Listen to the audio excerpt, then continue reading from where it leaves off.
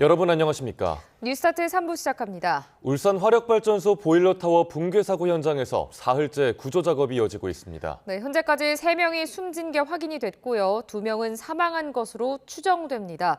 2명은 아직 위치를 찾지 못하고 있는데요. 현장에 취재기자 연결해서 상황 알아보겠습니다. 오승훈 기자. 네, 울산 화력발전소 사고 현장에 나와 있습니다. 네, 아직 추가 구조 소식은 없습니까? 네, 그렇습니다. 제 뒤로 보시는 곳이 울산 화력발전소 붕괴 현장입니다. 소방은 야간 수색 체제로 전환해 밤새 실종자를 찾는 데 주력해 왔는데요. 하지만 어제 오전 세 번째 사망자가 나왔다는 소식이 전해진 이후로 지금까지 추가 구조 소식은 전해지지 않고 있습니다. 지난 6일 구조물 붕괴 사고가 발생했을 당시 현장에 있던 작업자는 모두 9명이었습니다. 이 가운데 2명은 사고 이후 곧장 구조돼 병원으로 이송됐습니다. 이들은 중상을 입었지만 생명에는 지장이 없는 상태로 치료를 받고 있습니다. 하지만 어제 새벽에 한 명이 구조 중에 심정지로 사망 판정을 받았고 또 오전에 2명이 잇따라 사망한 사실이 확인됐습니다. 이로써 이번 사고 사망자는 3명으로 집계됐습니다. 또 현장에서 매몰된 위치는 확인됐지만 구조하지 못한 2명은 사망한 것으로 추정하고 있습니다. 이 외에 나머지 2명은 아직 위치조차 확인하지 못하고 있습니다. 네, 현재 수색은 어떻게 진행되고 있습니까? 네, 현재 소방은 구조견과 음향 탐지기, 레이더 장비 등 장비를 모두 활용해서 현재 매몰된 작업자를 찾는 데 총력을 기울이고 있습니다. 수색에 투입된 인원은 소방만 500여 명, 또 유관기관까지 모두 합치면 수색 인원은 880명에 이릅니다. 현재까지 소방은 위치가 파악된 매몰자에 대해 최대한 빨리 구조하기 위해 노력하고 있지만 추가 붕괴 위험성 등으로 구조 작업이 쉽지만은 않은 상황입니다. 또 아직 위치를 파악하지 못한 2명도 서둘러 찾겠다는 계획입니다. 이와 함께 수사 전담팀을 꾸린 경찰은 정확한 사고 원인을 규명하는 데 속도를 낼 예정입니다. 지금까지 울산 화력발전소 사고 현장에서 YTN 오승훈입니다. 울산 화력발전소 보일러타워 사고와 관련해 경찰이 수사 전담팀을 꾸리고 원인 규명에 나섰습니다. 철거 작업 계획서대로 실제 작업이 진행됐는지와 안전수칙 위반 여부 등을 살펴볼 것으로 보입니다. 김기수 기자가 보도합니다. 울산 화력발전소 보일러타워 붕괴 사고 원인을 규명하기 위한 수사 전담팀이 구성됐습니다. 울산경찰청 형사기동대를 중심으로 70여 명의 인력으로 구성된 수사 전담팀은 보일러타워 철거 작업 전반을 살펴볼 계획입니다. 특히 업체 관계자 등을 대상으로 철거 작업 계획서를 확인하고 계획서대로 실제 작업이 진행됐는지, 이 과정에서 필요한 안전수칙 등이 적절히 지켜졌는지도 조사할 방침입니다. 또 고용노동부와 검찰 등 관계기관과 협업을 통해서 직접적인 붕괴 원인에 대한 부분도 확인할 것으로 보입니다. 다만 경찰은 인명구조 활동이 우선 진행돼야 하는 만큼 합동감식 등 집중수사는 구조 작업이 마무리된 뒤에 진행할 예정이라고 설명했습니다. 전문가들은 붕괴된 타워가 다른 타워와 비슷한 조건이지만 부분적인 결함이 있을 수 있다며 그런 점까지 확인했는지 점검할 필요가 있다고 말합니다. 구조물이기 때문에 또 부분적인 결함이 있을 수 있고, 그렇기 때문에 그 부분적인 결함마저도 해체 전에 우리가 확인을 해서 그에 대한 반영이 되는지를 확인해야죠. 구조 현장에 붕괴 잔해물이 많고 인명수색을 위해 소방대원들이 하나하나 걷어내면서 작업을 하고 있는 만큼 명확한 사고 원인 규명에는 상당 시간이 소요될 것으로 보입니다. YTN 김기수입니다. 울산 화력발전소 울산기력 4, 5, 6호기 해체 공사를 맡았던 HA중공업은 이번 붕괴 사고로 건설 부문의 모든 현장 공사를 중단한다고 공시했습니다. 공사 재개 일자는 미정이고 모든 현장에 대한 자체 안전 점검과 보안 조치 시행 뒤에 작업을 재개할 계획입니다. HJ중공업이 한국동서발전으로부터 수주한 울산기력 4, 5, 6호기 해체 공사는 계약 금액 575억 원에 공사 기간 27개월로 내년 3월까지 해체와 철거를 마무리할 계획이었습니다. 한미 관세 협상 타결 이후 양측의 공동 설명 자료, 이른바 팩트시트 발표가 늦어진다는 우려가 잇따르자 대통령실이 설명에 나섰습니다. 안보 분야에서 일부 문안 조정이 필요해 발표 시점을 특정하기에 조심스럽다고 밝혔는데 원자력 추진 잠수함이 막판 변수로 등장한 분위기입니다. 홍민기 기자가 보도합니다. 지난달 한미 관세 협상 타결 뒤 대통령실은 양국의 공동 설명 자료, 이른바 팩트시트가 이르면 2, 3일 안에는 발표될 걸로 전망했습니다. 안보 분야의 이견이 적은 상태에서 평행선을 달리던 관세 분야까지 접점을 찾았기 때문입니다. 팩트시트는 이제 전반적으로 이제 우리 안보실장님이 안보와 다 합쳐서 팩트시트를 아마 하루 이틀 2, 3일 걸릴 걸로 예상이 되고요. 그런데 예상보다 발표 시점이 계속 미뤄지며 우려가 커지자 대통령실 고위 관계자가 직접 현재 상황을 전했습니다. 지난달 한미 정상회담에서 나온 이야기를 추가로 반영하는 과정에서 미국 내 유관 부서가 검토하는 데 시간이 걸리고 있다는 겁니다. 한국의 우라늄 농축과 핵연료 재처리 권한 강화, 한미 동맹 현대화는 그동안 양측 사이에 어느 정도 공감대가 있었던 만큼 원자력 추진 잠수함이 새로운 변수가 된 걸로 보입니다. 핵 추진 잠수함의 연료를 우리가 공급받을 수 있도록 대통령께서 결단을 좀 해주시면 좋겠습니다. 실제로 트럼프 대통령의 동의 이후 에너지부와 국무부, 상무부 등 미국 내 관련 부처는 한국의 원자력 추진 잠수함 도입 문제를 꼼꼼히 따져보는 것으로 알려졌습니다. 두 나라 사이의 문안 조정 작업이 계속 진행 중인 만큼 팩트시트 발표 시점을 특정하는 건 역시 조심스럽다는 게 대통령실의 설명입니다. 미국 측에서도 관계 여러 부처 간의 최종 확인을 받고 있다고 들었습니다. 평화적 목적으로만 원자력을 사용토록 규정한 한미 원자력 협정을 개정하는 문제, 또 선체를 어디서 만들지도 협의해야 할 부분으로 꼽힙니다. 미국 내 건조를 바라는 미측과 달리 우리는 선체와 원자로를 모두 우리나라에서 만들고 연료로 쓰일 20% 정도의 농축 우라늄만 미국에서 받는 방안을 제시한 것으로 파악됐습니다. 이재명 대통령도 지난달 한미 정상회담에서 잠수함 선체를 한국에서 만들겠다고 언급한 것으로 전해졌습니다. 대통령실은 협상의 다른 한 축인 관세 분야에는 한미 간 협의에 문제가 없다고 밝혔습니다. 정상회담 전에는 관세 분야의 신경전이 치열했다면 지금은 원잠이라는 굵직한 이슈가 두 나라 사이에 놓인 모습입니다. YTN 홍민기입니다. 국정감사가 마무리되자 정치권은 발빠르게 내년 지방선거 표심 공략을 시작하는 모습입니다. 여야 수장 모두 현장 행보에 방점을 찍고 젠걸음에 나섰습니다. 김나연 기자입니다. 민주당 정청래 대표가 울산 화력발전소 붕괴 현장을 찾았습니다. 생명보다 소중한 건 없다고 애도를 표했는데 사고 상황을 점검하며 집권 여당의 책임 있는 면모를 보여주겠다는 의도도 읽힙니다. 몇 시간 전엔 충북을 방문해 바이오, 의학, 생명산업의 허브로 키워내겠다며 스윙보터 지역 표심 공략에 나섰습니다. 정 대표는 하지만 윤석열 정부 당시 국유 재산을 헐값에 매각한 건 매국이라거나 국민의힘 장동혁 대표의 광주 방문은 쇼라는 등 야당 견제엔 매섭게 앞장섰습니다. 윤 어게인 세력과 손절을 하든지 광주 5.18 추모하실 분들과 손절을 하든지 어떻게 엑셀레이터와 브레이크를 동시에 밟습니까? 다만 사법개혁 같은 강성 지지층을 겨냥한 발언은 한결 자제하는 모습인데 주말 취임 100일도 별도 행사 없이 유기견 봉사활동을 하며 조용히 넘어가겠다는 계획입니다. 국민의힘 장동혁 대표는 토지 거래 허가 구역으로 지정된 경기도 용인 수지를 찾았습니다.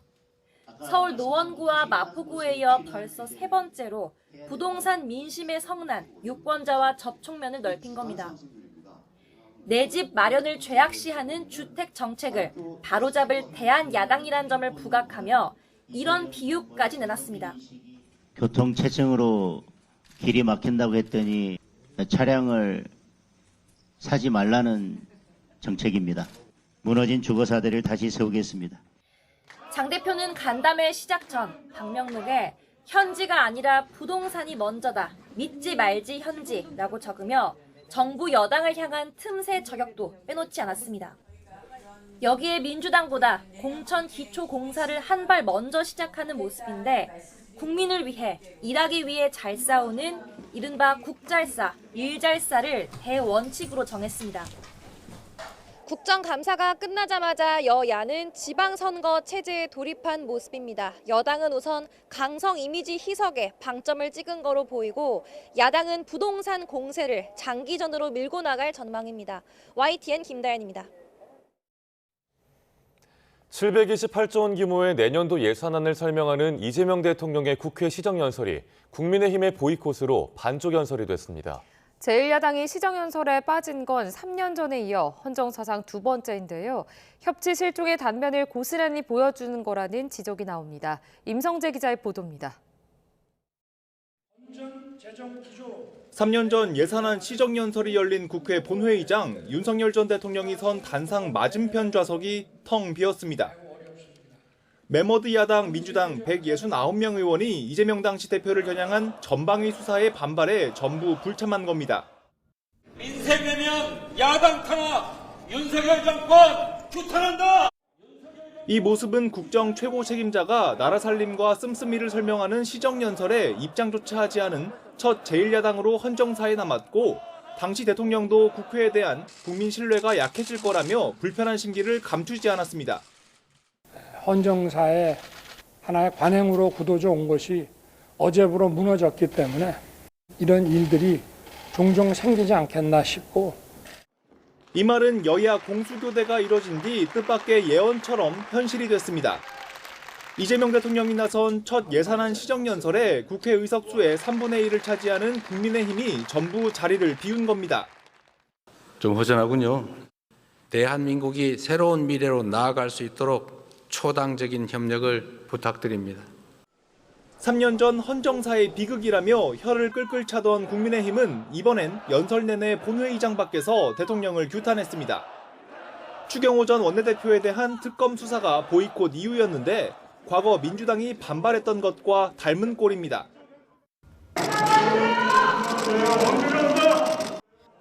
도굴은 제1야당은 취임 5달 된 대통령의 탄핵까지 시사했습니다. 이재명 정권을 끌어내리기 위해서 모든 힘을 모아야 될 때라고 생각합니다. 이번이 마지막 시정연설이 되어야 합니다. 민주당은 곧 해산될 정당이 시정연설을 들을 마지막 기회까지 차버렸다며 콧방귀를 꼈습니다. 명백한 대선 불복 선언입니다. 국회 본회의장에서 예산 시정연설을 들을 마지막 기회를 놓친 것은 아닌지.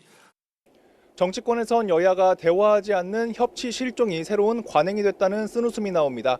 서로를 타도해야 할 대상으로 여기는 상황 속에 연일 헌정사 흑역사를 갈아치울 거란 우려 섞인 전망도 적지 않습니다. YTN 임성재입니다. 지난 9월 합참 의장과 3군 참모총장 등 대장급 7명을 전원 교체한 국방부는 곧 있을 인사에서 군 단장급 장성도 큰 폭으로 교체할 것으로 알려졌습니다. 이는 현재 30여 개의 중장 보직 가운데 공석이거나 전역에 따른 인사 소요 20여 개에다가 12상 계엄 이후 인적 쇄신 분위기에 따른 것으로 보입니다. 합동참모본부의 경우 진영승 합참의장이 합참 내 근무하는 장성과 2년 이상 근무한 중령과 대령들을 모두 교체하는 방안을 추진하고 있습니다. 특검 수사 막바지에 김건희 씨의 금품 수수 의혹이 또 불거졌습니다.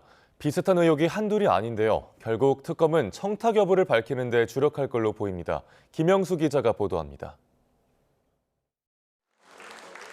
대통령 부인이던 김건희 씨의 금품 수수 의혹은 특검 수사 내내 끊이지 않았습니다. 현재까지 김 씨는 1,000만 원 안팎의 샤넬 가방과 수천만 원짜리 명품 목걸이 각각 2개, 또 시계와 특검이 억대로 산정한 그림까지 받은 걸로 조사됐습니다. 종교단체와 기업, 전직 검사가 많게는 수차례에 걸쳐 김 씨에게 금품을 건넸습니다. 여기에 대통령 관저공사를 맡아 논란이 됐던 21g 측도 김건희 씨에게 금품을 전달한 정황이 포착됐습니다. 특검은 명품 브랜드인 디올 상품으로 특정했습니다. 김 씨가 받은 것으로 지목된 금품은 모두 사업이나 인사청탁 의혹과 연결돼 있는데 디올 수수도 관저공사 수주와 맞물린 것으로 특검은 의심합니다. 하지만 김건희 씨는 통일교 측에 샤넬 가방 2개만 받았다고 인정했을 뿐 그마저도 대가가 있는 건 아니라고 극구 부인하는 입장입니다. 금품을 받았어도 청탁만 없으면 처벌을 피할 수 있다는 판단이 깔렸습니다. 공직자 배우자의 처벌 조항이 없는 청탁금지법에 따라 무혐의 처분을 받았던 디올백 수수 사건과 같은 사례를 노린다는 해석입니다. 반대로 특검 수사로 청탁이 드러난다면 알선 수재, 더 나아가 윤석열 전 대통령과의 뇌물죄 공범으로 처벌될 수도 있습니다. 이에 따라 앞으로 특검의 수사와 재판은 김건희 씨가 받은 금품의 대가성을 입증하는 데 집중될 걸로 보입니다. YTN 김영수입니다. 이런 가운데 특검이 김건희 씨의 자택에서 디올 제품만 20여 개 압수한 걸로 파악됐습니다. 특검은 그제 서울 서초동 아크로비스타 김건희 씨 자택에 대한 압수수색에서 디올 브랜드 재킷 16벌과 허리띠 7개, 팔찌 4개를 확보한 걸로 파악됐습니다. 이번 압수수색 영장에는 대통령 관저 이전 공사를 수주한 업체 21g 대표 아내가 청탁금지법 위반 혐의 피의자로 적시됐고 김 씨는 참고인 신분으로 파악됐습니다.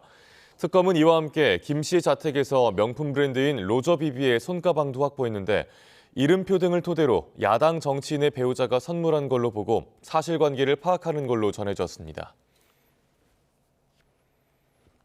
김건희 특검팀은 오늘 오세훈 서울시장과 명태균 씨를 동시에 소환합니다. 여론조사 대납 의혹과 관련해 양측의 대질 신문이 이루어질 전망입니다. 이준엽 기자입니다. 오세훈 서울시장의 정치자금법 위반 혐의에서 문제가 되는 건 2021년 보궐선거 당시 제공받은 거로 지목된 비공표 여론조사 값입니다. 명태균 씨가 실소유한 것으로 알려진 미래한국연구소에서 13차례 조사를 했는데 이 비용 3,300만 원을 오 시장의 오랜 후원자인 김한정 씨가 대납했다는 의혹을 받고 있습니다. 이뿐만 아니라 명 씨는 오 시장이 자신을 만나 선거에 이기게 해달라며 눈물을 흘리고 아파트를 받기로 했다는 주장도 제기해왔습니다. 정반대 입장인 양측은 서울시 국정감사에서부터 오늘 대질신문에서 치열한 진실 공방을 벌이겠다고 예고하며 관심을 끌었습니다. 전 사실 대질신문에서 제가 밝히고 싶은 게 많습니다. 저 사람은 거짓말에 굉장히 능한 사람입니다. 명 씨가 불출석 의사를 내비쳐 한때 대질은 불발될 거라는 전망도 나왔는데 제가 내일 정말 가기 싫어요. 안 가고 싶거든요. 안 간다 했어요, 다. 이유는 뭐냐? 여러분 한번 보세요. 그 매불쇼라는데 이런 데서 저는 제 가족을 건드리는 건 용서가 안 돼요. 김병민 서울부시장이 신병 확보를 거론해가며 대지 조사를 요구한 것에 명 씨가 불쾌감을 표하며 다시 출석을 선언해 결국 성사됐습니다. 오 시장 의혹 수사는 지난해 11월 창원지방검찰청에서 명 씨 수사를 본격화할 때부터 이어져 왔습니다. 오 시장은 지난 5월 25일 창원에서 사건을 넘겨받은 서울중앙지방검찰청에서 조사도 받았습니다. 1년 가까이 끌어온 양측의 진실 공방이 특검에서 끝맺을 수 있을지 주목됩니다. YTN 이준엽입니다. 조은석 내란 특별검사팀은 국민의힘 추경호 전 원내대표가 윤석열 전 대통령의 협조 요청을 받고 비상계엄 해제 표결을 방해했다고 보고 구속영장을 청구했습니다. 현직 국회의원은 국회 표결과 관련해 국회 밖에서 책임지지 않는 이른바 면책특권 여부에 대한 법원의 판단이 쟁점이 될 전망입니다. 조성호 기자가 보도합니다. 조은석 특별검사팀은 국민의힘 추경호 전 원내대표가 계엄 해제 요구 결의안 표결을 어떻게 방해했는지 구속영장에 상세히 적었습니다. 지난해 12월 3일 밤 11시 22분 윤석열 전 대통령에게 협조 요청 전화를 받았고 이후에 본회의장에 있던 한동훈 전 대표와 친한계 의원들을 밖으로 빼내 표결 참여를 막으려 했다고 봤습니다. 윤 전 대통령, 한덕수 전 국무총리 등과 통화하면서도 계엄 해제나 국회 봉쇄 해제를 요구하지 않았고 통화 내용을 다른 의원들과 공유하지 않은 것도 내란 가담 근거로 주장했습니다. 문제는 추 전 원내대표 혐의가 현직 국회의원의 의정활동과 직접 관련됐던 겁니다. 국회의원은 국회에서 한 행위와 관련해 국회 밖에서 책임지지 않는 헌법상 면책특권이 있습니다. 직무상 발언 그리고 표결이 대상입니다. 윤 전 대통령 등과 상의를 거쳐 표결에 불참하거나 불참을 유도했더라도 형사적 책임을 벗을 수 있다는 의미입니다. 법원이 면책 범위를 어디까지 인정할지가 핵심 쟁점이 될 걸로 보입니다. 추 전 원내대표는 계엄을 사전에 몰랐고 표결을 막을 의도가 없었다고 항변하고 있습니다. 당시 국민의힘 의원 18명을 포함해 표결에 참여한 의원은 모두 190명. 야당 의원들만으로도 계엄 해제안 가결 요건인 제적 과반을 채우고도 남습니다. 이런 상황에서 표결 방해의 실효성 여부를 법원이 어떻게 볼지도 관심입니다. 실제 특검은 표결권을 침해당했다는 의원들을 특정하지 못해 영장에 직권남용 혐의를 적용하지 않았습니다. 추 전 원내대표 체포동의 요구안이 국회에서 처리되면 법원 심문을 거쳐 이르면 이달 말쯤 구속 여부가 결정될 전망입니다. 마지막으로 연장한 특검 수사 기간은 다음 달 14일까지. 추 전 원내대표 수사의 향배가 내란 수사에 대한 최종 평가에도 적지 않은 영향을 미칠 걸로 보입니다. YTN 조성호입니다. 북한군 건설부대 수천 명이 러시아로 순차 이동 중인 것으로 파악됐습니다. 추가 파병과 함께 북한 정권의 외화벌이가 본격화됐다는 분석이 나옵니다. 이종원 기자입니다. 지난해 10월 시작된 북한군의 러시아 파병은 올해 상반기까지 누적 규모가 최소 12,000명 이상으로 추정됩니다. 한때 크루스크 전선에 대거 투입돼 우크라이나군과 직접 교전하며 사상자 규모가 5,000명에 육박했습니다.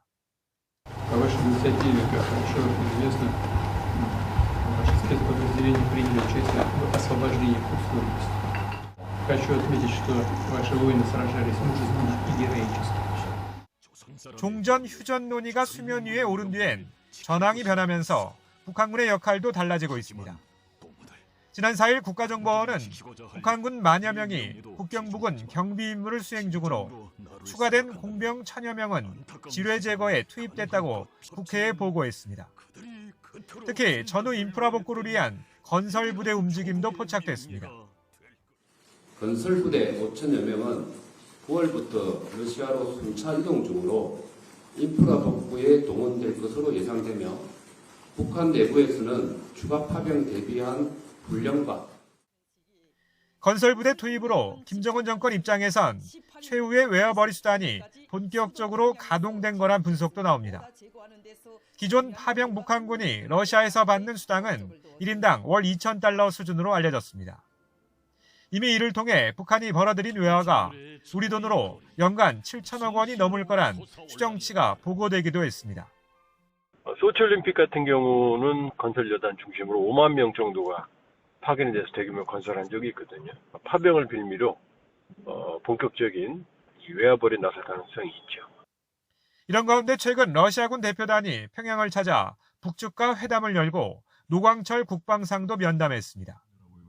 통일부는 추가 파병을 포함해 북러 간 군사협력 동향을 관리기관과 함께 예의주시하고 있다고 밝혔습니다. YTN 이종원입니다. 오늘 서울 도심 곳곳에서 양대 노총이 주최하는 전국 노동자 대회가 열립니다. 전국 민주노동조합 총연맹은 오늘 오후 3시 서울 동대문 DDP 앞에서 전태일 열사의 정신을 계승하고 민주노총 30년의 결심을 선포하는 노동자 대회를 개최합니다. 이어 오후 4시쯤부터 을지로 방향과 종로 방향으로 행렬을 나눠 각각 행진할 예정입니다. 이에 앞서 한국노동조합 총연맹은 오후 2시부터 여의대로에서 전국 노동자 대회를 열고 65세 법정 정년 연장과 주 4.5일제 시행 등을 요구할 계획입니다. 이에 경찰은 수만 명이 참석하는 대규모 집회와 행진이 개최돼 서울 도심권과 여의도 일부 도로에 극심한 교통 혼잡이 예상된다고 밝혔습니다. 최근 서울에 관광하러 왔던 일본인 모녀가 음주운전 차에 치여 어머니가 숨지는 사고가 있었죠. 경찰이 사고 주변 지역과 강남에서 대대적인 단속을 벌였는데 음주운전자가 또 적발됐습니다. 유서연 기자가 취재했습니다. 서울 종로구 흥인지문 사거리입니다. 경찰이 차량을 일일이 멈춰 세우며 금요일 밤 불시 음주운전 단속에 나섰습니다. 도로교통법 41조 2항에서 면허 정지 수치가 나왔습니다. 이 남성이 음주운전한 거리는 2.5km. 적발된 곳은 지난 2일 일본인 관광객이 음주운전 차량에 치여 숨진 장소에서 불과 150m 거리였습니다. 한 명 정도 계십니까? 그렇게 안 보는 것 같은데. 저쪽에서 음주운전 사망사고가 있었던 거 알고 계시나요? 잘 몰랐습니다. 이 운전자는 10년여 전에도 음주운전한 이력이 있어 결국 면허가 취소됐습니다. 한밤중 위험천만한 음주운전은 서울 강남대로에서도 벌어졌습니다. 동승자와 몰래 자리를 바꾸려다 적발된 30대 음주운전자. 경찰 단속에 급한 대로 여러 차례 물로 입을 헹궈보지만 음주 측정기를 불자 면허 취소 수치가 나왔습니다. 이렇게 서울, 강남, 종로 등 도심 곳곳에서 2시간 동안 음주 단속을 벌인 결과 11명이 적발됐습니다. 2명은 면허 취소 수치, 나머지는 면허 정지 수치였습니다. 외국인 관광객들이 음주운전 사고에 숨지는 안타까운 일이 있었습니다. 음주운전은 자신의 생명뿐만 아니라 타인의 생명까지 앗아가는 중대한 범죄 행위입니다. 경찰은 앞으로도 음주사고 다발 지점에서 불시의 단속을 이어갈 계획입니다. YTN 유서연입니다. 한국을 소개한다며 외국인들을 대상으로 악의적인 거짓 정보를 퍼뜨린 유튜버가 경찰 수사를 받게 됐습니다. 허위 조작 정보로 국가 이미지를 심각하게 훼손했다는 혐의인데 처벌 수위가 얼마나 될지 표정우 기자가 정리했습니다. 스스로 한국인 선생이라고 소개하며 일본인을 대상으로 영상을 올리는 유튜버가 지난달 올린 영상입니다. 현직 검사라는 익명의 댓글을 근거로 한국에 입국한 중국인 범죄자들의 문제가 심각하다며 이런 말을 합니다.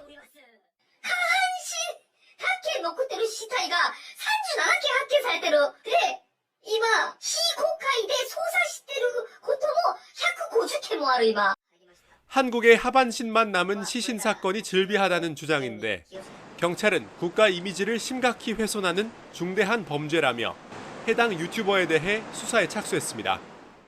경찰이 검토하는 혐의는 정보통신망법상 명예훼손과 전기통신기본법 위반 혐의로 각각 최대 7년과 3년 이하 징역 등에 처할 수 있습니다.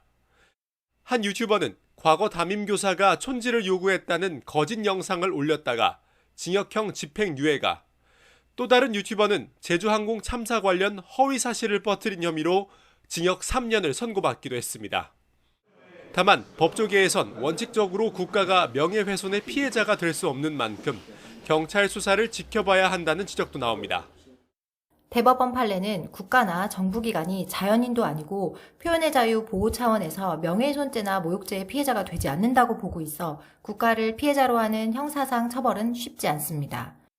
일부 유튜버들의 이른바 한국 괴담이 반복되는 가운데 이번 수사가 국가에 대한 악의적 허위 정보를 처벌하는 사례가 될 수 있을지 주목됩니다. YTN 표정우입니다. 챗GPT 다음은 피지컬 AI다. 젠슨왕 엔비디아 CEO가 올해 초에 밝힌 비전입니다. 인공지능의 핵심인 GPU 26만 장 판매 약속과 함께 로봇 등 피지컬 AI의 주요 거점으로 한국을 직접 지목했는데요. 기업들의 발걸음도 더 빨라졌습니다. 보도에 장하영 기자입니다. 짓는 게 있는데요. 2030년까지 한번 우리 인간 협력을 통해서 20만 장. 정부가 담대하게 잡은 이 목표는 젠슨황 엔비디아 CEO의 깜짝 발표로 순식간에 달성됐습니다. 1년에 엔비디아가 생산하는 GPU, 즉 인공지능의 핵심 장치는 400만 장 수준. 이 가운데 절반 가까이가 미국의 빅테크 기업들로 흘러가는 가운데 지난해 마이크로소프트 한 곳이 무려 48만 장을 사들이기도 했습니다. 이에 비하면 26만 장이 적어 보이지만 그동안 국내에 있던 총 GPU 수가 6만여 장이었던 점을 고려하면 AI 시장에서 새로운 도전을 해볼 수 있는 규모를 확보한 셈입니다. 인텔만은 사실 GPU 26만 장보다 피지컬 AI의 글로벌 리더가 되기 위해서 어떤 것이 필요한가? 우리나라가 AI 풀스택도 가지고 있지만 피지컬 AI 풀스택도 가지고 있기 때문에 엔비디아가 공급하는 GPU 26만 장은 정부와 기업들이 나누어 구매합니다. 각각 5만 장씩 구매하는 삼성과 SK는 AI 팩토리를 구상하고 있습니다. 스마트 팩토리와는 달리 생산을 지휘하는 사람이 필요 없는 완전 자동화 공장입니다. 앞으로 AI 수요가 기업 중심으로 옮겨가고 24시간 연결을 요구하는 AI 에이전트가 부상하면서 GPU 안에 들어갈 HBM 수요도 폭발적으로 늘어날 텐데 SK와 삼성은 이런 병목을 AI 공장으로 해결하고 이렇게 확보한 제조 AI 솔루션을 다른 기업으로 확대한다는 계획입니다. SK는 엔비디아와 디지털 트윈 솔루션을 도입해서 SK 하이닉스에 특화된 가상 공장을 만들고 있습니다. 그리고 궁극적으로 메모리 칩 생산 공정을 완전 자율화해서 현대차 그룹은 자율주행차와 로봇에 집중할 걸로 보입니다. 다양한 모빌리티 솔루션 그리고 부품, 완성차 제조, 생태계를 통한 양질의 데이터를 보유하고 있습니다. 많은 데이터가 지금 쌓여 있기 때문에 통신, 로봇, 자율주행차까지 직접 만드는 테슬라 등 미국 기업들과 이미 제조업에서 미래 산업으로 전환한 중국 기업들이 선두에서 달려나가고 있는 가운데 우리나라도 목표한 AI 3강을 향한 첫 발자국을 뗐습니다. YTN 장하영입니다. 일론 머스크 테슬라 최고 경영자가 차세대 인공지능 AI 칩인 AI5를 삼성전자 한국 공장과 TSMC 공장 3곳 등 4곳에서 생산한다고 밝혔습니다. 머스크는 현지 시간 6일 열린 테슬라 연례 주주총회에서 AI5 칩은 기본적으로 4곳에서 만들어질 거라고 설명했습니다. 머스크는 이어 테슬라 파트너사인 TSMC와 삼성을 충분히 존중하고 인텔과도 협업할 수 있겠지만 여전히 칩 생산량이 부족하다며 자체적인 반도체 생산 공장을 건설하겠다는 의지도 밝혔습니다. 테슬라 주주총회에서 일론 머스크 최고 경영자에게 1조 달러 규모의 주식 보상을 지급하는 안이 표결을 거쳐 통과됐습니다. 테슬라 이사회가 설계한 이 보상안은 머스크가 미리 정해진 경영 목표를 달성할 경우 테슬라 보통주 4억 2천여만 주를 2035년까지 12단계에 걸쳐 머스크에게 지급하는 안입니다. 이 보상안은 현재 약 13% 수준인 머스크의 지분율을 25% 이상으로 끌어올릴 수 있습니다.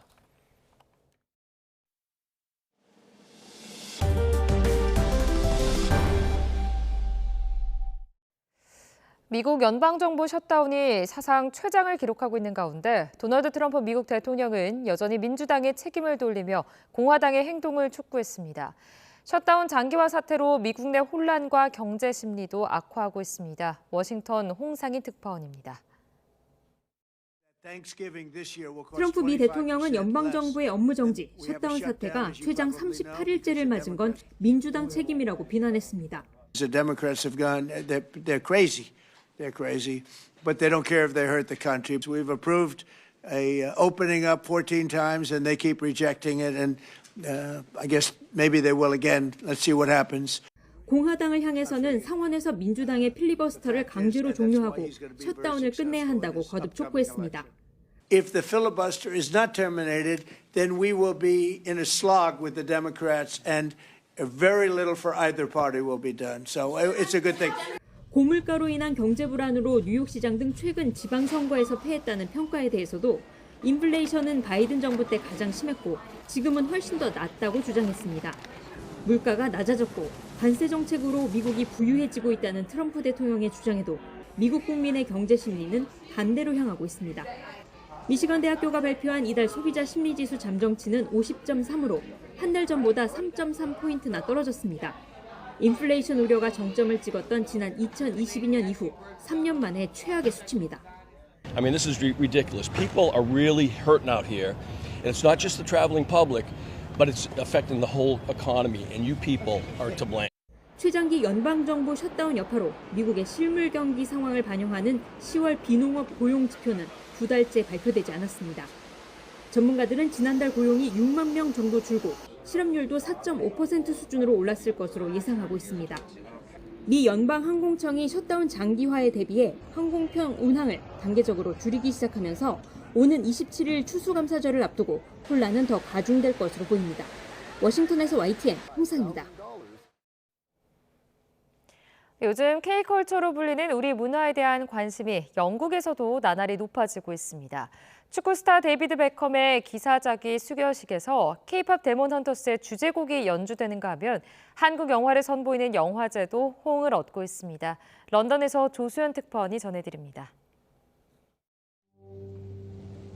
영국의 전설적인 축구 선수 데이비드 베컴이 찰스 3세 국왕 앞에 한쪽 무릎을 굽히고 메달을 받습니다. 왕실 최고 영예인 기사자귀를 수여받는 순간인데 익숙한 멜로디가 울려 퍼집니다.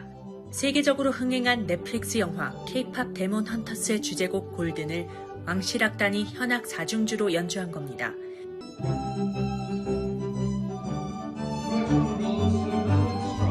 배경음악 선정 이유는 밝혀지지 않았지만 K-팝의 영향력을 보여주는 장면입니다. 수훈식에 잘 어울리는 클래식 음악 대신 골든을 선곡한 건 이례적인데 앞서 왕실은 버킹엄 궁전 근위병 교대식에서도 이 노래가 연주된 적이 있다고 밝혔습니다. 골든은 이번 주 영국 오피셜 싱글 차트에서 미국 팝스타 테일러 스위프트의 신곡을 제치고 1위 자리를 지키고 있습니다. 런던에서는 제20회 런던 한국영화제가 개막해 13편의 한국 영화를 선보이고 있습니다. 서촌을 배경으로 한 김종관 감독의 옴니버스 영화 흐린 창문 너머의 누군가가 개막작으로 처음 공개됐는데 450석이 매진될 정도로 관심이 뜨거웠습니다. 결핍의 고통과 꿈을 풍부한 감정으로 스크린 위로 옮겨낸 한국 영화는 세계의 언어로 성장했고 우리의 시대를 대표하는 예술 장르로 자리했습니다. It's just truly exciting and thrilling, and it's a great time to come out and really enjoy Korean films. 올가을 영국에서는 K-뮤직 페스티벌을 시작으로 우리 전통을 소개하는 한국의 날 세미나 등 한국 문화를 알리는 다채로운 행사가 이어지고 있습니다. 전 세계가 열광하는 한국 문화의 위상을 이곳 영국에서도 나날이 실감할 수 있습니다. 런던에서 YTN 조수연입니다. 최근 법원은 뉴진스의 전속 계약이 여전히 유효하다며 멤버들의 독립 활동에 제동을 걸었습니다. 노예 계약 논란이 촉발했던 JYJ부터 뉴진스 사태까지 전속 계약 분쟁 흐름을 김승환 기자가 짚어봤습니다. 2009년 동방신기 멤버 3명은 전속 계약 13년이 부당하다며 소속사를 상대로 소송을 냈습니다. 긴 분쟁 끝에 양측은 합의에 이르렀고 새 멤버는 별도 활동을 시작했습니다. 당연히 기쁘고요. 우선 이제 활동을 할 수 있게 된 저희로서도 굉장히 기쁘기도 하고. 이 사건은 7년 표준 계약서의 발단이 됐습니다. 이후에도 전속 계약 관련 소송은 계속됐지만 사건마다 결과는 달랐습니다. 핵심은 계약을 깰 만한 중대한 위반 사유가 얼마나 구체적으로 입증됐느냐였습니다. 걸그룹 이달의 소녀 멤버 추는 대법원까지 간 끝에 전속 계약 무효가 확정됐습니다.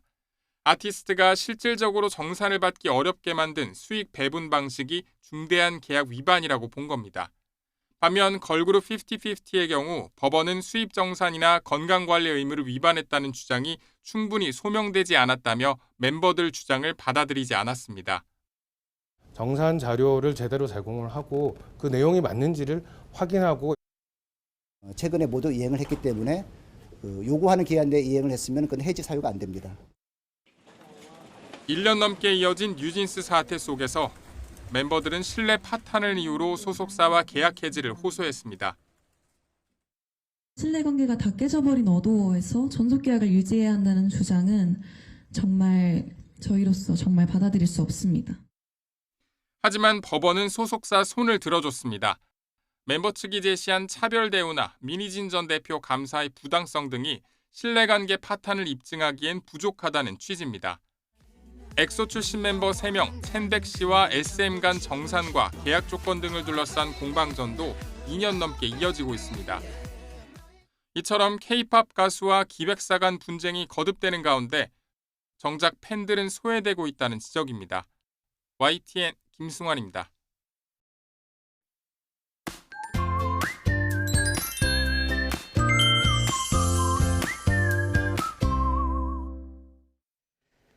현재 동풍의 영향으로 동해안에 비가 오고 있습니다. 낮까지 비가 조금 더 이어지겠는데요. 오늘 곳곳에 가을비가 옵니다. 제주도는 오전부터, 전남 해안은 오후 늦게, 밤부터는 충청과 남부에도 비가 오겠고 수도권은 내일 새벽에 비가 살짝 오겠습니다.